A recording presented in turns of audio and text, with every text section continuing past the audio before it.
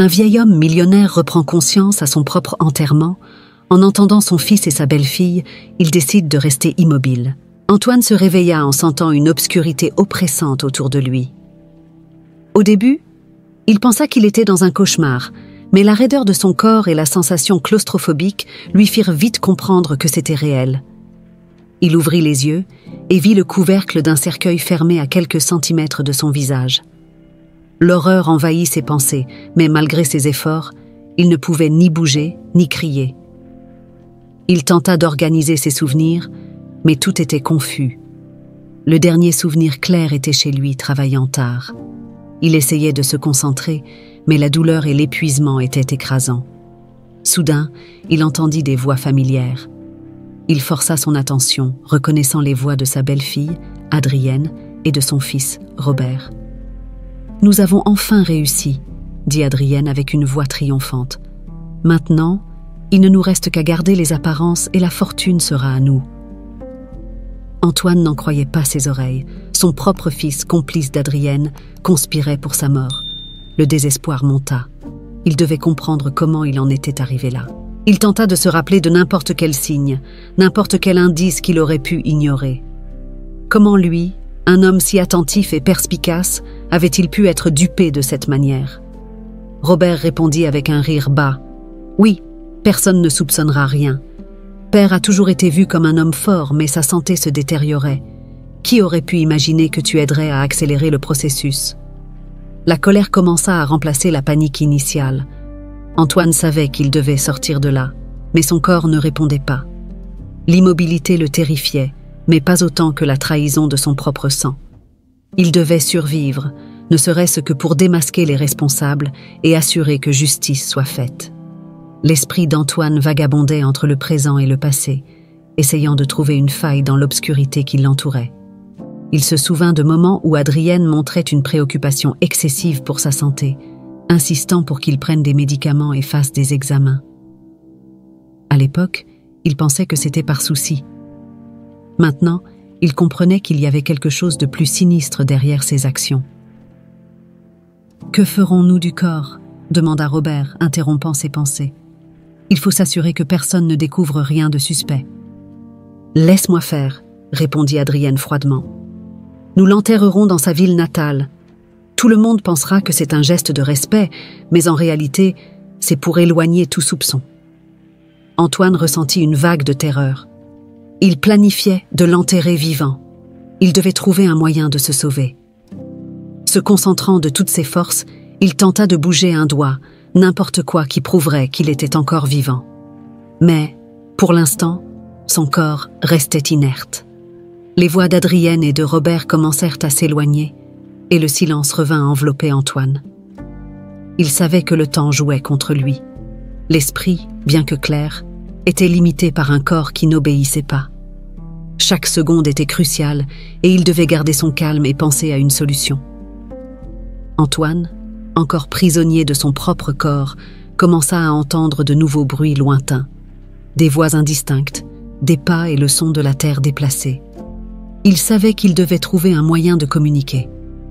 Chaque seconde de silence et d'immobilité était un pas de plus vers une inhumation vivante. L'espoir que quelqu'un remarque qu'il était encore vivant était tout ce qui lui restait.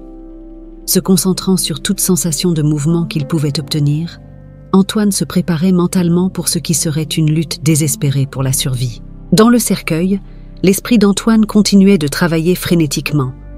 De plus en plus conscient de sa situation, il s'efforçait de se rappeler des événements récents qui pourraient expliquer comment il en était arrivé là.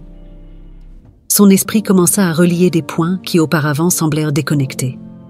Antoine se souvenait d'un jour où il avait glissé dans les escaliers de sa maison. À l'époque, il pensait que ce n'était qu'un accident, mais il se rappelait maintenant qu'Adrienne était étrangement proche avec une expression indéchiffrable sur le visage. Une autre fois, il avait failli être renversé en sortant du garage. À l'époque, il croyait que c'était juste un conducteur inattentif, mais il réalisait maintenant que cela aurait pu être une tentative délibérée de le tuer. Ses souvenirs commencèrent à former un schéma sinistre dans son esprit. Adrienne avait toujours semblé préoccupée par sa santé, insistant pour qu'il prenne de nouveaux médicaments qu'elle fournissait elle-même. À l'époque, Antoine voyait cela comme de l'attention, mais il comprenait maintenant que cela pouvait faire partie du plan pour l'affaiblir lentement. Pendant ce temps, à l'extérieur du cercueil, Adrienne jouait parfaitement son rôle de belle-fille en deuil. Avec des larmes artificielles dans les yeux, elle recevait les condoléances des amis et de la famille venus rendre un dernier hommage à Antoine. Robert, quant à lui, suivait les instructions d'Adrienne à la lettre, s'assurant que tout semblait naturel et que personne ne soupçonnait rien. « C'est très difficile, mon amour », disait Robert, d'une voix basse et contrôlée. « Mais nous devons être forts maintenant. C'est ce qu'il aurait voulu. »« Oui, mon amour », répondait Adrienne, tenant la main de Robert et serrant les lèvres comme si elle essayait de retenir ses larmes. Antoine était un homme fort, mais sa santé se détériorait. Nous devons l'honorer avec dignité. Dans le cercueil, Antoine entendait des fragments de ces conversations, ce qui ne faisait qu'augmenter son désespoir et sa détermination. Il savait que, s'il ne trouvait pas un moyen de communiquer et de s'échapper, il serait enterré vivant, sans que personne ne sache jamais la vérité. Chaque minute qui passait semblait une éternité. Antoine concentrait toute son énergie à essayer de bouger une partie de son corps, un quelconque signe de vie qui pourrait être perçu par quelqu'un. Le silence autour de lui n'était interrompu que par le bruit étouffé des voix et des pas, un rappel constant que le temps s'écoulait. L'esprit d'Antoine revenait au moment où il avait commencé à se méfier d'Adrienne. Elle était devenue plus insistante et contrôlante, toujours assurant qu'il prenne ses médicaments et se soumette à des examens médicaux. Il se souvenait aussi du moment où elle avait mentionné négligemment qu'il devait se reposer davantage et déléguer certaines de ses responsabilités à Robert. À l'époque, il pensait que c'était simplement par souci sincère, mais il voyait maintenant clairement que c'était une stratégie pour l'éloigner du contrôle de ses propres affaires. Antoine continuait de lutter contre la paralysie qui le maintenait prisonnier dans le cercueil. Il tentait de se concentrer sur de petites sensations, comme le picotement dans ses doigts, ou une légère pression dans ses jambes. N'importe quoi qui indiquerait qu'il avait encore un certain contrôle sur son corps. Il savait qu'il devait trouver un moyen d'alerter quelqu'un de sa condition, mais la peur et l'impuissance menaçaient de le submerger. Pendant ce temps, Adrienne et Robert continuaient à jouer leur rôle à la perfection. Adrienne, avec son deuil simulé, et Robert, avec son attitude de fils préoccupé, trompaient tout le monde autour d'eux. Il parlait aux invités, remerciant pour les mots de réconfort et assurant que tout était sous contrôle. Antoine savait qu'il devait être rapide. Chaque instant qui passait augmentait la probabilité d'être enterré vivant. Il ferma les yeux, se concentrant sur sa respiration et espérant que quelqu'un remarquerait quelque chose d'anormal. Son esprit bouillonnait de plans et de possibilités, mais au fond, il savait que sa seule chance était un miracle. Avec une détermination croissante en lui, Antoine continua de lutter contre la paralysie, focalisant toute son énergie pour tenter de bouger un doigt, un muscle, n'importe quoi qui prouverait qu'il était encore vivant. La conspiration d'Adrienne et de Robert était claire dans son esprit, et il savait qu'il devait survivre pour exposer la vérité et s'assurer qu'il paie pour leurs crimes. Au cimetière, Benoît, le fossoyeur, préparait les derniers détails de l'enterrement. La matinée était nuageuse et l'ambiance pesante, reflétant la solennité du moment. Sa nièce Danielle, une jeune femme au grand cœur toujours prête à aider, était venue lui rendre visite ce jour-là. Tandis que Benoît arrangeait la terre autour de la tombe, Danielle marchait à ses côtés, discutant de sujets triviaux. Soudain, Teddy, le chien de Benoît, se mit à aboyer avec insistance en direction du cercueil fraîchement placé dans la fosse. « Teddy, silence !» ordonna Benoît, mais le chien continuait d'aboyer, de plus en plus agité. Intrigué, Danielle s'approcha du cercueil.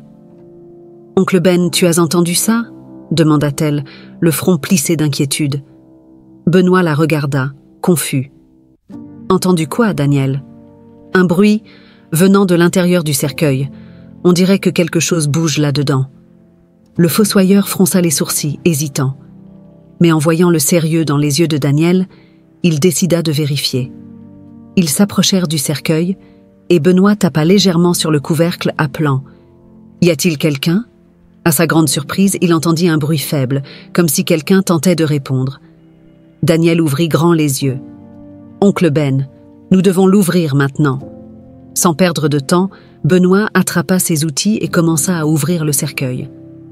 Avec des mouvements rapides et précis, il desserra les vis et, avec l'aide de Daniel, souleva le couvercle. À l'intérieur, ils trouvèrent Antoine, vivant mais visiblement épuisé et déshydraté. « Mon Dieu !» s'exclama Daniel. « Il est vivant !» Antoine, les yeux à moitié fermés, tenta de parler, mais sa voix ne sortit que comme un murmure. « Aidez-moi, s'il vous plaît. » Daniel prit rapidement les choses en main. « Oncle Ben, nous devons l'emmener à l'hôpital immédiatement. Il a besoin de soins médicaux. » Avec précaution, Benoît et Daniel sortirent Antoine du cercueil et le mirent dans la voiture de Benoît. Daniel s'assit à côté d'Antoine, lui tenant la main pour le réconforter pendant le trajet. « Restez calme, monsieur.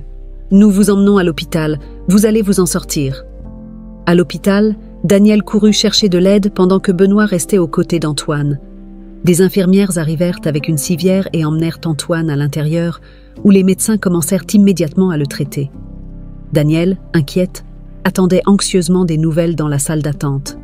Après un certain temps, un médecin sortit de la salle d'urgence. « Il est stable maintenant. Il est déshydraté et épuisé, mais nous pensons qu'il va s'en remettre. Qui est responsable de lui ?»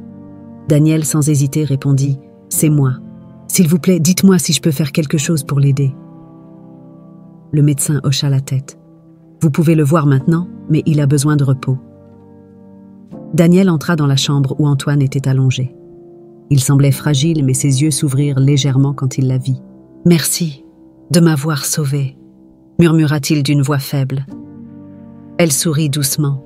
« Ne vous inquiétez pas, monsieur. Nous allons prendre soin de vous. Reposez-vous maintenant. » Dans les jours qui suivirent, Daniel rendit visite à Antoine régulièrement, s'assurant qu'il reçoive tous les soins nécessaires. Chaque jour, il gagnait en force et les deux commencèrent à discuter de ce qui s'était passé. Antoine, encore secoué, partagea son histoire avec Daniel, révélant la trahison de sa belle-fille et de son fils. Daniel écoutait attentivement, ressentant un mélange de compassion et d'indignation pour ce qu'Antoine avait traversé. « Nous allons vous aider à démasquer ces traîtres, » dit-elle, déterminée. « Mais d'abord, vous devez vous rétablir complètement. » Avec les soins de Daniel et l'attention des médecins, Antoine commença à retrouver l'espoir.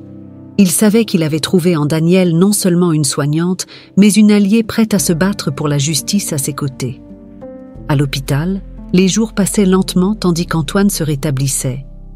À chaque visite, Daniel se montrait plus dévoué, apportant non seulement des soins médicaux, mais aussi des paroles d'encouragement. Avec le temps, Antoine commença à sentir qu'il pouvait lui faire confiance, non seulement comme sa soignante, mais comme une amie et une confidente.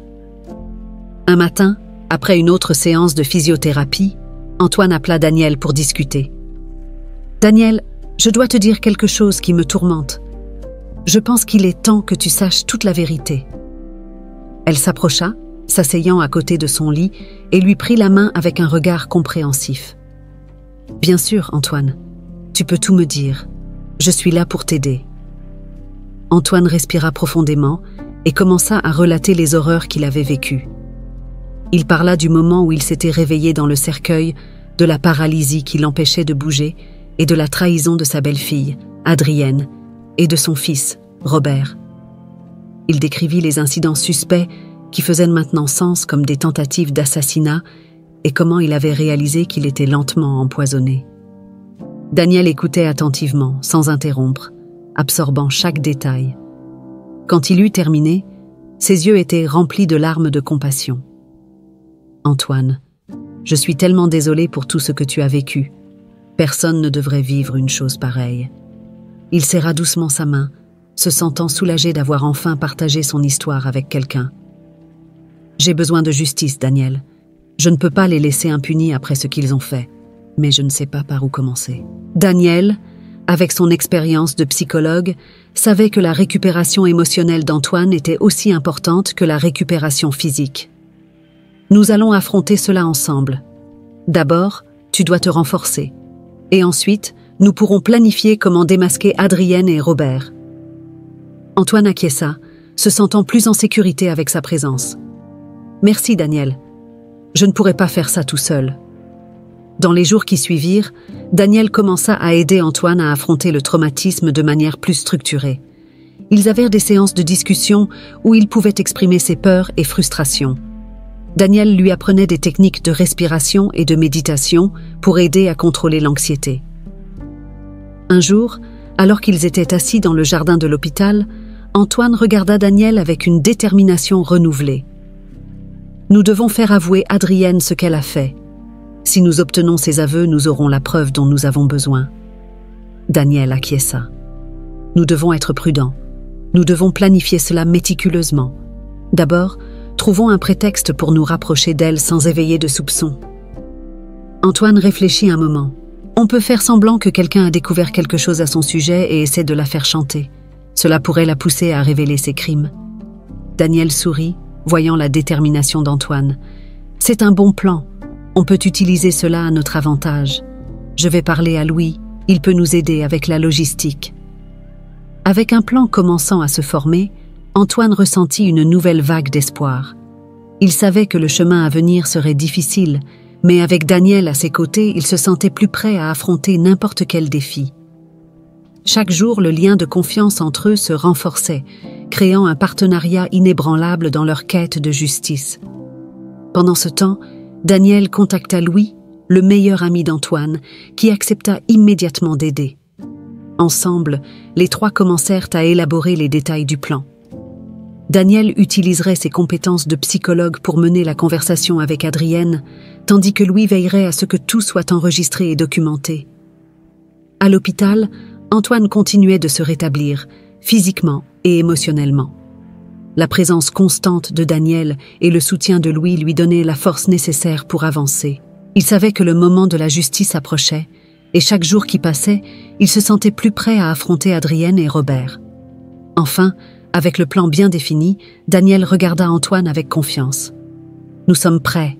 Nous allons obtenir la confession dont nous avons besoin. » Antoine acquiesça, reconnaissant d'avoir trouvé des alliés aussi dévoués. « Oui, Daniel, nous allons obtenir justice. » Le jour de la rencontre, la tension était palpable. Antoine, Louis et le policier Marc étaient cachés dans le hangar abandonné, surveillant tout à travers des caméras cachées. Daniel, déguisé, attendait au centre du hangar, prête pour la confrontation qui pourrait tout changer. Adrienne et Robert arrivèrent ensemble, visiblement nerveux et méfiants. Daniel resta ferme, prêt à utiliser ses compétences de psychologue pour obtenir la confession nécessaire. « Avez-vous apporté l'argent ?» demanda Daniel, sa voix modulée, froide et contrôlée.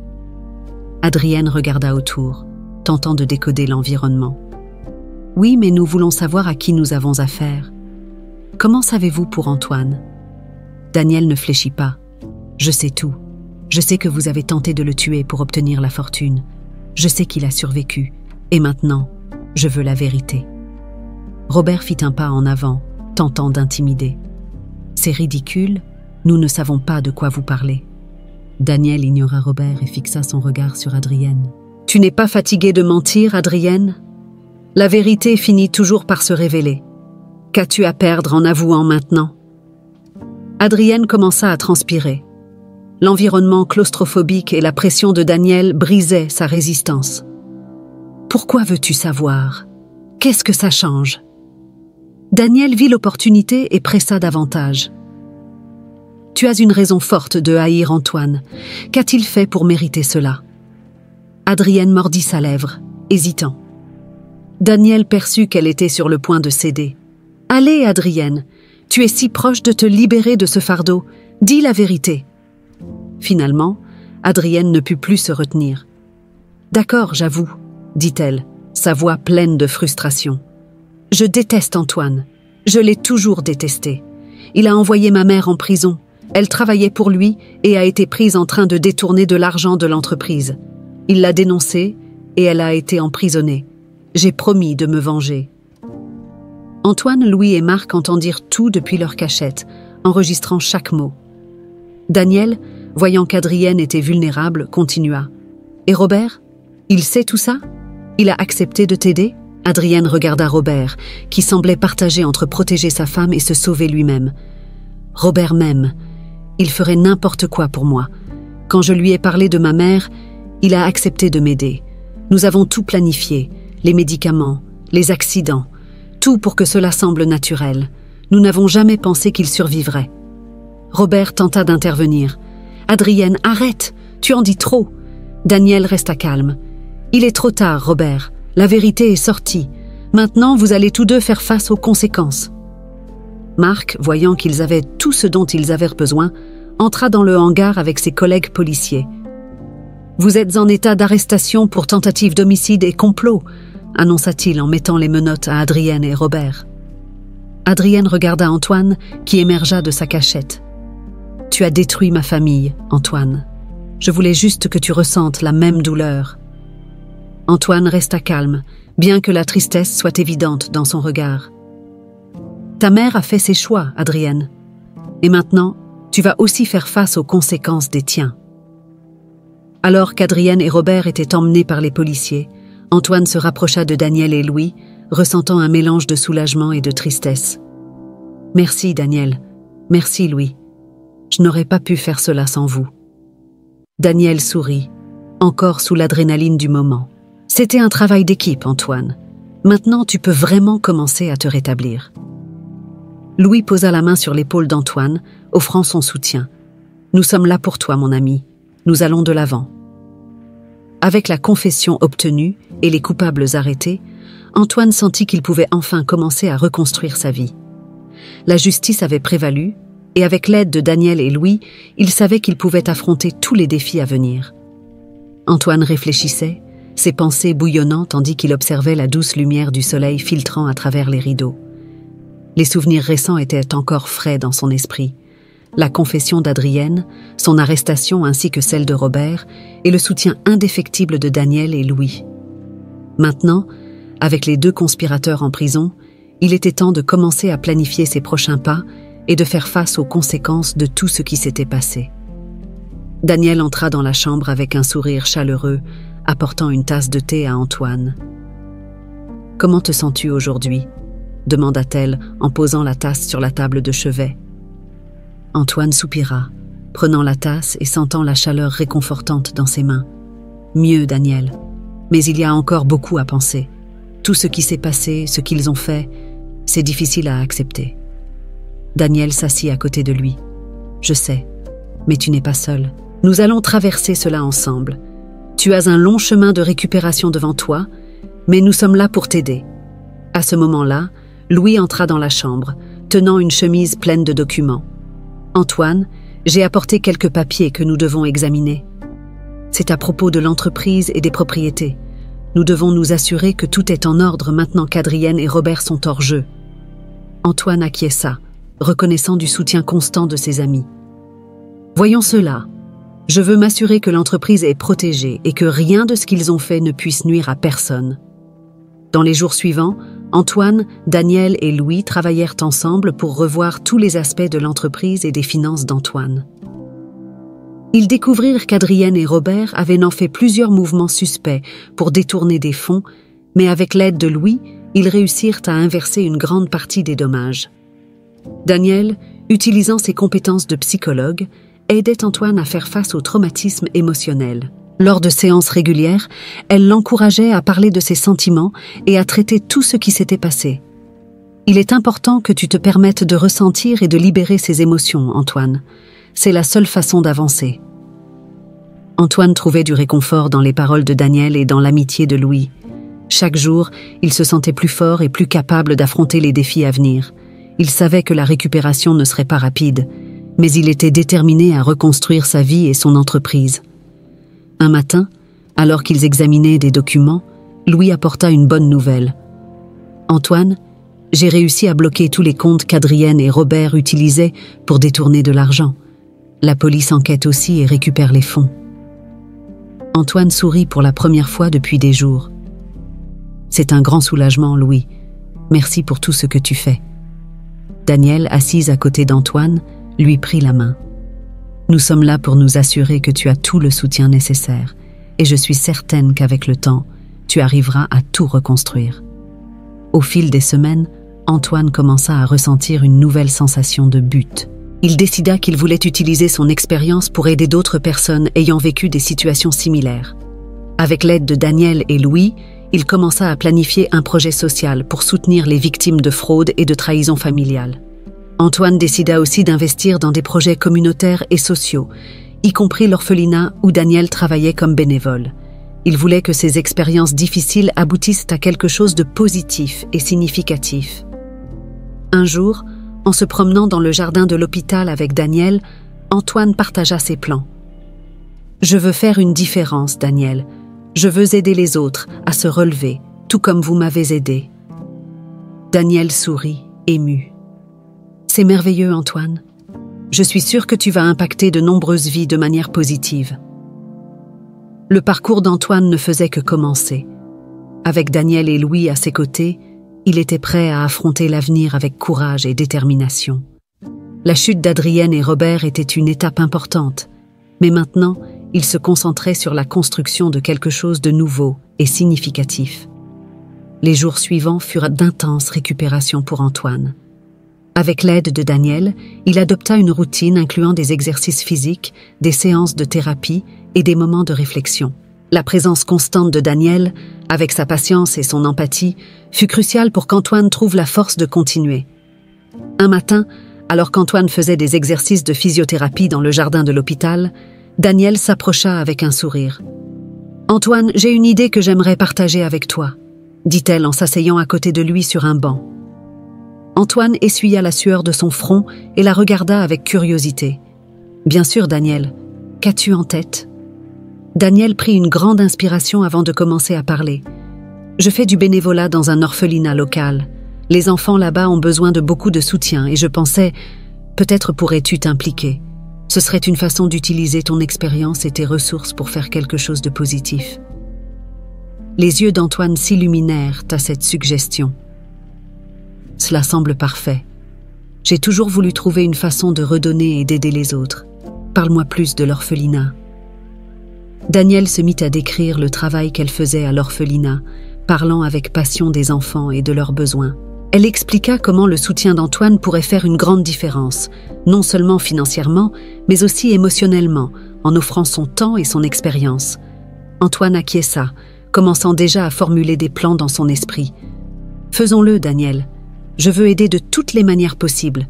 Nous pouvons commencer par organiser quelques visites et voir ce que nous pouvons faire pour améliorer les conditions là-bas. » Louis, qui était également présent, sourit en écoutant la conversation. « Antoine, c'est une excellente idée. Je peux aider avec la logistique et l'administration. Faisons en sorte que cela se réalise. » Avec le plan en cours, Antoine commença à faire des visites régulières à l'orphelinat avec Daniel. La première visite fut émouvante et révélatrice. Les enfants, initialement timides, s'ouvrirent rapidement à la présence d'Antoine. Il passa l'après-midi à discuter avec eux, à écouter leurs histoires et à offrir des conseils. Daniel observait tout avec un sourire, voyant comment Antoine se connectait avec les enfants. La relation entre eux s'approfondissait chaque jour, basée sur un respect mutuel et une compréhension partagée de la valeur d'aider les autres. Lors d'une de ces visites, Antoine rencontra une fille nommée Anna qui avait perdu ses parents dans un accident. Elle était visiblement triste et renfermée, et Antoine sentit une connexion immédiate avec elle. Il s'assit à ses côtés et commença à parler, gagnant lentement sa confiance. « Bonjour Anna, je m'appelle Antoine. Puis-je te raconter une histoire ?» demanda-t-il avec un sourire chaleureux. Anna le regarda et, après un moment d'hésitation, acquiesça. « Oui. » Antoine raconta une histoire de dépassement et d'espoir, montrant à Anna que même dans les circonstances les plus difficiles, il y a toujours une lumière au bout du tunnel. Peu à peu, il vit une lueur d'espoir dans les yeux d'Anna et sut qu'il était sur la bonne voie. Daniel, observant de loin, ressentit une fierté croissante pour Antoine. Il ne se rétablissait pas seulement physiquement, mais trouvait aussi un nouveau but dans sa vie. Elle s'approcha après la conversation avec Anna et posa la main sur l'épaule d'Antoine. « Tu fais un excellent travail ici, Antoine. Les enfants se connectent vraiment avec toi, » dit-elle en souriant. Antoine sourit en retour. « Merci, Daniel. Tout cela est possible grâce à toi. Tu m'as donné une nouvelle perspective sur la vie. » Les jours se transformèrent en semaines, et Antoine continua d'investir du temps et des ressources dans l'orphelinat. Il aida à organiser des événements, améliora les installations et initia même des programmes éducatifs pour les enfants. À chaque étape, il se sentait plus fort et déterminé à faire une différence. La relation entre Antoine et Daniel fleurissait. Ils partageaient non seulement le travail à l'orphelinat, mais aussi des moments de détente et des conversations profondes. Daniel devint une confidente pour Antoine, quelqu'un avec qui il pouvait partager ses peurs, ses rêves et ses espoirs. Un jour, en se promenant dans l'orphelinat, Antoine s'arrêta et regarda Daniel avec gratitude. « Daniel, tu as changé ma vie. Je ne sais pas comment te remercier pour tout ce que tu as fait pour moi. » Daniel sourit, touchant légèrement le bras d'Antoine. « Tu n'as pas besoin de me remercier, Antoine. Voir que tu te rétablis et que tu trouves un nouveau but est la meilleure récompense que je puisse avoir. » Antoine acquiesça, se sentant plus en paix que jamais. Il savait que le chemin de la récupération n'était pas encore terminé, mais avec Daniel à ses côtés et un nouveau but dans sa vie, il se sentait prêt à affronter tous les défis à venir. Le temps passait et Antoine s'impliquait de plus en plus dans l'orphelinat et le travail que Daniel y réalisait. Un après-midi ensoleillé, alors qu'il se promenait dans le jardin de l'orphelinat, Antoine ressentit le besoin d'en savoir plus sur la vie de Daniel, sur ce qui la motivait et comment elle en était arrivée là. « Daniel, tu m'as déjà parlé un peu de ton travail ici, mais j'aimerais en savoir plus sur toi, » dit Antoine, la regardant avec un sourire sincère. « Qu'est-ce qui t'a poussé à te dévouer autant à ces enfants ?» Daniel s'arrêta un moment, regardant les enfants qui jouaient au loin. « Ma mère était une femme incroyable, » commença-t-elle. « Elle a été adoptée quand elle était enfant, et elle disait toujours que sa vie avait changé grâce à l'amour et aux soins qu'elle avait reçus à l'orphelinat. En grandissant, elle a décidé de redonner cela d'une certaine manière.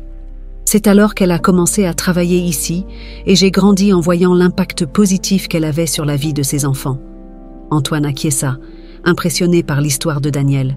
« Et tu as suivi ses traces ?» Daniel sourit, avec un mélange de fierté et de nostalgie.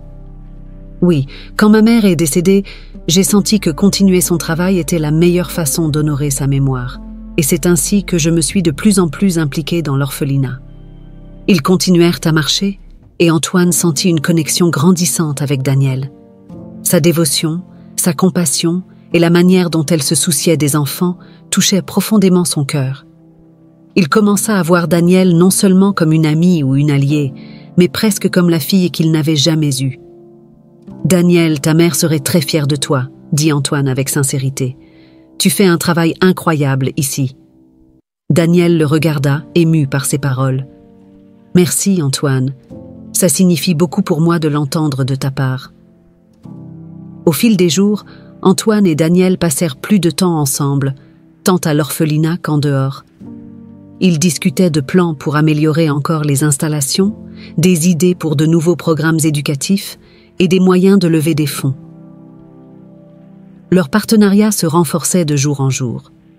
Un après-midi, alors qu'ils examinaient des documents dans le bureau de l'orphelinat, Antoine ressentit le besoin d'exprimer quelque chose qui mûrissait en lui. « Daniel, j'ai beaucoup réfléchi à nous deux, à tout ce que nous avons accompli ensemble. » Daniel leva les yeux des papiers, curieuse. « Que veux-tu dire, Antoine ?»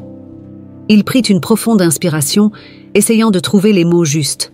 « Tu sais, je n'ai eu que Robert comme fils. Ma vie a toujours été consacrée au travail, aux affaires. Mais depuis que nous nous sommes rencontrés, tu as apporté quelque chose de nouveau dans ma vie. Tu m'as donné une nouvelle perspective, une nouvelle raison de continuer. » Daniel sourit, mais attendit qu'il continue. « J'ai commencé à te voir comme la fille que je n'ai jamais eue, » continua Antoine, sentant un nœud dans sa gorge. « Et cela m'a fait réfléchir à l'avenir. Je veux être à tes côtés, te soutenir toi et ses enfants.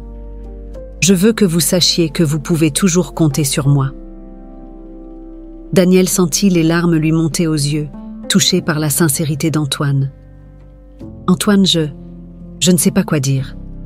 Tu as aussi été une part très importante de ma vie. Et entendre cela de ta part est un cadeau. Je te vois aussi comme un père. » Antoine sourit, ressentant une vague de soulagement et de bonheur. « Alors, nous sommes ensemble dans cette aventure, comme une famille. » Les mois suivants, Antoine et Daniel travaillèrent sans relâche pour étendre l'orphelinat et mettre en place de nouveaux projets. Ils organisèrent des événements communautaires, levèrent des fonds et attirèrent de nouveaux bénévoles. La présence constante d'Antoine apporta un nouveau dynamisme à l'orphelinat, et les enfants s'épanouissaient sous ses soins et sa guidance. Une nuit, après un événement de levée de fonds particulièrement réussi, Antoine et Daniel s'assirent dans le jardin de l'orphelinat, observant les étoiles. « Nous avons accompli tant de choses, Daniel, » dit Antoine en regardant le ciel. « Et il y a encore beaucoup à faire. » Daniel acquiesça. « Oui, et nous le ferons ensemble, parce que nous sommes une famille maintenant. » Antoine la regarda, ressentant une profonde gratitude. « Oui, nous le sommes. » Le temps passait et Antoine poursuivait son travail à l'orphelinat, immergé dans cette nouvelle vie qu'il avait trouvée aux côtés de Daniel et des enfants. Cependant, malgré les nombreuses réalisations et la joie qu'il ressentait en aidant les autres, il savait qu'il devait encore affronter ses propres démons. Il restait des traumatismes et des réflexions non résolues, des cicatrices du passé qui devaient être guéries pour qu'il puisse avancer complètement. Un matin calme, Antoine décida de visiter l'ancienne maison où il avait vécu avec Adrienne et Robert. La maison, maintenant vide et froide, semblait être un monument aux jours sombres qu'il avait laissés derrière lui. En entrant, il fut submergé par un mélange d'émotions, colère, tristesse, mais aussi un profond désir de trouver la paix. En parcourant les pièces, Antoine se souvenait de moments spécifiques, les conversations avec Adrienne, les sourires de Robert, les soirées où il croyait que sa famille était heureuse. Maintenant, ces souvenirs semblaient être des fantômes d'un passé qu'il ne voulait plus revivre, mais qu'il devait affronter. Il s'arrêta dans le salon, où une grande photo de famille était encore accrochée au mur.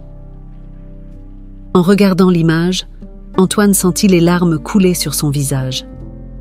C'était la première fois depuis des mois qu'il se permettait de pleurer. Il pleura pour la trahison, pour la douleur, mais aussi pour le soulagement d'avoir survécu et trouvé une nouvelle vie. En parcourant la maison, chaque pièce ravivait un souvenir. La cuisine, où Adrienne préparait des repas tout en complotant sa destruction.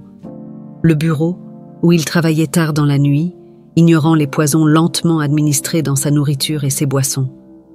Antoine savait qu'il devait libérer ses sentiments, laisser aller la douleur pour faire place à la guérison. Après avoir passé un moment à tout absorber, Antoine prit un album photo de l'étagère et l'apporta au salon. Il s'assit sur le canapé et commença à feuilleter les pages.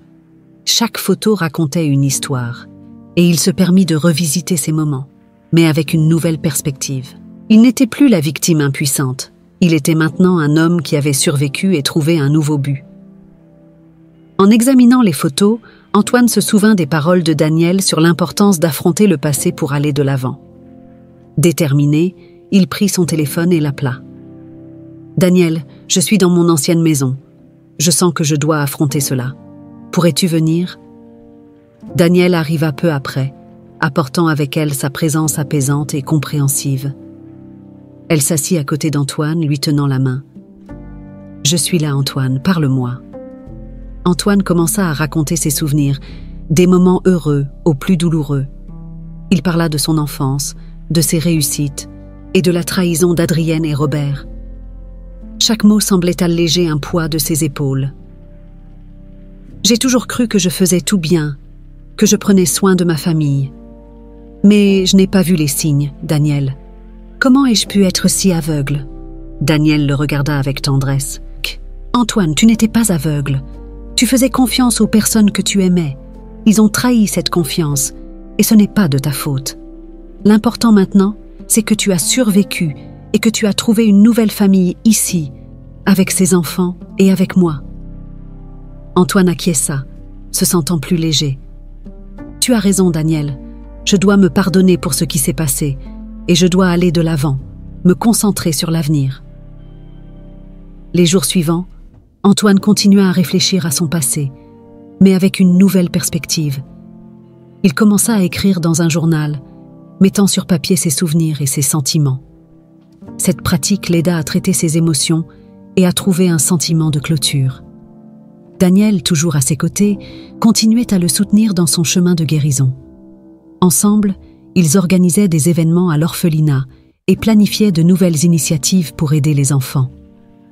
Antoine sentait qu'il commençait enfin à trouver la paix. Un après-midi, alors qu'il se promenait dans le jardin de l'orphelinat, Antoine s'arrêta et regarda Daniel. Merci d'être à mes côtés, Daniel. Tu m'as aidé à trouver un nouveau but et une nouvelle famille. Je ne sais pas ce que serait ma vie sans toi. » Daniel sourit, ému. « Et je te remercie de me faire confiance, Antoine. Nous sommes ensemble dans cette aventure et nous continuerons d'aider ces enfants et de faire la différence. » Antoine ressentit une vague de gratitude et d'accomplissement. Il avait affronté ses traumatismes, confronté son passé et, aux côtés de Daniel, trouvé un nouveau chemin. Sa quête de guérison n'était pas terminée, mais il savait qu'avec sa nouvelle famille et son nouveau but, il pouvait affronter tout ce que l'avenir lui réservait. Les jours à l'orphelinat devinrent une routine réconfortante pour Antoine. Chaque matin, il se réveillait avec un objectif renouvelé, se sentant plus fort et motivé. Daniel, toujours à ses côtés, partageait cette nouvelle phase et ensemble, ils voyaient les changements positifs que leurs actions apportaient aux enfants. Un après-midi, après une réunion productive sur de nouveaux programmes éducatifs, Antoine et Daniel décidèrent de faire un tour dans le jardin. Les fleurs étaient en pleine floraison et le doux parfum des pétales remplissait l'air, créant une ambiance de paix et de renouveau. Daniel, commença Antoine, avec un sourire serein. « J'ai beaucoup réfléchi à l'avenir, à ce que je veux faire à partir de maintenant. » Daniel le regarda, curieuse. « Qu'as-tu en tête, Antoine ?» Antoine prit une grande inspiration, sachant qu'il s'apprêtait à franchir une étape importante. « J'ai décidé de vendre mon ancienne entreprise. Je veux m'investir entièrement dans les projets sociaux et continuer notre travail ici à l'orphelinat. C'est devenu ma véritable passion. » Daniel s'arrêta, surprise, mais ressentit en même temps une vague de bonheur. « Antoine, c'est incroyable. Es-tu sûr que c'est ce que tu veux ?» Antoine acquiesça, convaincu. « Oui, j'en suis sûr. Je sens qu'en faisant cela, je vais enfin fermer un chapitre douloureux de ma vie et en ouvrir un nouveau plein d'espoir et de sens. Et je ne pourrai pas le faire sans toi à mes côtés. » Daniel sourit, ému. « Je ressens la même chose, Antoine. Ce travail est tellement gratifiant. Savoir que nous pouvons faire une différence dans la vie de ces enfants est ce qui me motive chaque jour. » Antoine prit la main de Daniel, sentant une connexion profonde et sincère. « Alors, je voudrais te proposer un partenariat durable. Je veux que nous continuions ce travail ensemble, que nous fassions de l'orphelinat un endroit encore meilleur. Nous pouvons l'agrandir, créer plus de programmes et aider encore plus d'enfants. » Les yeux de Daniel brillèrent de larmes de joie. « J'adorerais cela, Antoine. Ensemble, nous pouvons faire des choses incroyables. Je suis à tes côtés à chaque étape. » Dans les mois qui suivirent, Antoine entama le processus de vente de son entreprise. Il impliqua Louis, qui joua un rôle essentiel dans toute la transition, veillant à ce que tout se fasse de manière juste et efficace. Antoine ressentit un poids s'alléger à mesure qu'il se défaisait de son passé corporatif, se concentrant entièrement sur l'avenir qu'il construisait avec Daniel. L'argent de la vente fut immédiatement dirigé vers l'orphelinat. Antoine et Daniel travaillèrent main dans la main pour améliorer les installations, créer de nouveaux programmes éducatifs et thérapeutiques et augmenter la capacité d'accueil. Les enfants s'épanouissaient sous les soins dévoués de toute l'équipe et l'orphelinat devint un exemple d'excellence dans la communauté. Lors d'un événement d'inauguration d'une nouvelle aile de l'orphelinat, Antoine monta sur scène pour faire un discours. Il regarda l'assemblée, voyant les visages souriants des enfants, des bénévoles et de Daniel, qui était à ses côtés. « Aujourd'hui, nous célébrons plus qu'une nouvelle aile de l'orphelinat. Nous célébrons un nouveau départ pour nous tous. J'ai trouvé ici un but, une famille et une raison de continuer. Je veux remercier chacun d'entre vous de faire partie de cela. Ensemble, nous créons un avenir meilleur pour ces enfants et pour nous-mêmes. » Les applaudissements résonnèrent dans la salle et Antoine ressentit une joie profonde et sincère. En descendant de la scène, Daniel l'embrassa chaleureusement. « Tu as été merveilleux, Antoine. Je suis tellement fier de toi. » Antoine sourit, rendant l'étreinte. « Tout cela, c'est grâce à toi, Daniel. Tu m'as donné une nouvelle vie. » Alors que l'événement se poursuivait, Antoine et Daniel se promenèrent dans l'orphelinat, observant les enfants jouer et les bénévoles interagir avec eux. Antoine ressentit une paix intérieure qu'il n'avait jamais éprouvées auparavant. Il avait surmonté ses traumatismes, trouvé un nouveau but et, par-dessus tout, découvert que la véritable richesse de la vie réside dans l'amour et la compassion. L'avenir semblait lumineux et plein de possibilités. Antoine savait qu'avec Daniel à ses côtés, il pourrait affronter tous les défis. Ensemble, ils continueraient de transformer des vies et de bâtir un héritage d'espoir et de bienveillance.